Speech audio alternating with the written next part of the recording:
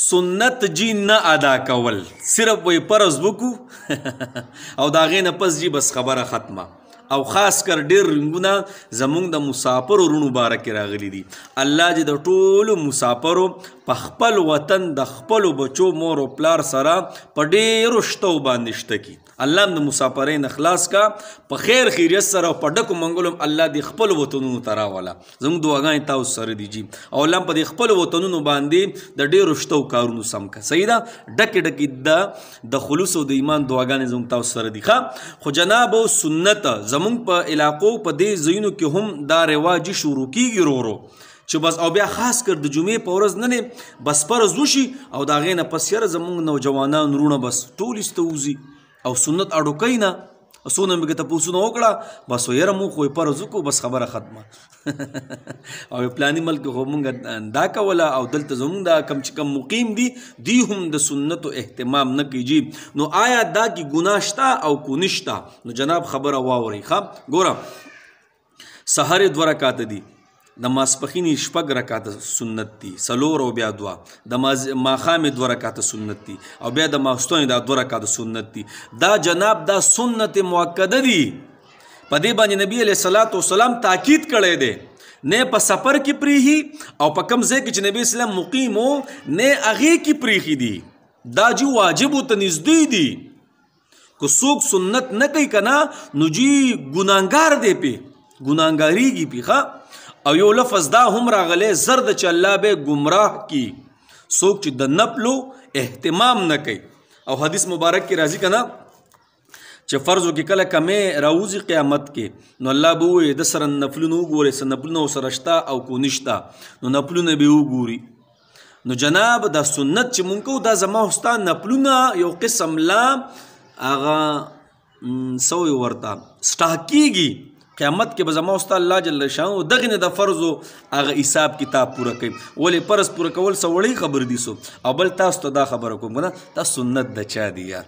دا د محمد رسول الله صلی الله علیه وسلم سنت دی. ګوره قرآن کو راوالی که نه د کومو ګناهونو په سبب چې الله قومونه تباه کړي، شادوګانې دي ساز کړي، خنزیرانې دي ساز کړي او په دې ځمکې وردنده کړي که نه هغه ټول نن په مونږ کې شته. خو ګوره مونږ د خپل محمد رسول الله صلی الله علیه وسلم ته دعا کوو ای الله زما د امت چرته شکلونه بدل نه کړي، ای الله چرته خنزیر او شادوګان ته رب ساز نه کړي، ای الله ټول چرته په ځمکه وردننه نه کړي. دا ګوره د نبي علیه الصلاۃ والسلام دعاګانې دي زما او ستا سره، محبتونه دي نبی علیه الصلاۃ والسلام زما او ستا سره. ولې ملاوټ نشته، سودونه نشته، څومره زناګانې عام دي، څومره 2 نمبر شی په 1 نمبر خرڅېږي، څومره ملاوټونه دي، څومره یو حل هل سټارټ دی مونږ ما او تا پکې لت پت پراته یو او بیا م الله ما او تا په یو ځای غرقوي نه شکلونه هم بدلوي نه. ولې ای الله وایي زما امت سره ای الله شکلونه یې بدل نه کړي، ربه په یو ځای چېرته په ځمکه وردننه ټول نه کړي. نو جناب د هغه نبي په مونږ باندې احسانات دي. او که چېرې ما ورته دا سنت نه کوو که نه ګوره ګمراه په شو. بیا دې ګوره مونږ چې مونږ وایو چې بس دا فرض دي که نه فرض مې صرف ادا کړه سنت بس خیر دی نو ګوره بیا مونږ په قیامت کې د نبي علیه الصلاۃ والسلام نه د شفاعت امید ګوره نه کوو. ښه او که نه بیا دې زړه کې دا خبره هم مونږ وکړو. او بل دا که نه چې نبی علیه الصلاۃ والسلام په حوض کوثر باندې ولاړي قیامت کې نو ګوره بیا به ته دا مونږ نه وایو چې ګوره دا ګمان به مونږ نه کوو چې مونږ له به نبي علیه الصلاۃ والسلام په خپل لاس مبارکو د حوض کوثر شربت راکړي او زمونږ به شفاعت وکړي. ولې کوم چې مستقل طریقې دي هغې ته ما او تا نه یو تیار یار. دا خو د نبي علیه السلام مستقل سنت دي، دې ته زما او ستا ملا ماڅه د جناب د جمعې لمونځ شي ټول ایسته وځي یار.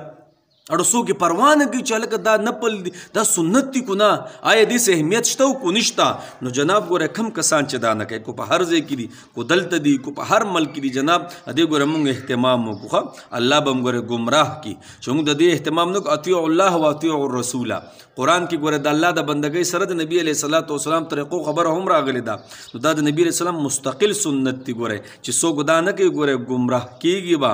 او ګوره که چا ورته داسې په کمه درجه کې وکتل نو الله به ګوره تباه کی ښه بیا ګوره د نبی اسلام د شفاعت بیا مونږه څه نه کوو بیا د مونږه توقع نه کوو چې نبی اسلام به زموږ شفاعت وکړي ولې د هغه چې کوم مستقل سنت دی هغه زه نه کوم په دنیا کې نو او بس فرض وکړم بس وایي خبره ختمه نو څومره چې د اوسه پورې چا سنت نه دي کړي مهرباني وکړئ د نن نه عزم وکړئ چې سنت ګوره مونږ نه پاتې نه شي ښه او سنت مونږ لاولنی فرصت کې ګوره بیا کوو کنه چې کم سنت نه کوي جناب ترغیب ورکو په خندا سره ترغیب ورکړو اوس کو هغه خبره علی خطه کو نالی نو بس بیا د غوي خو خجی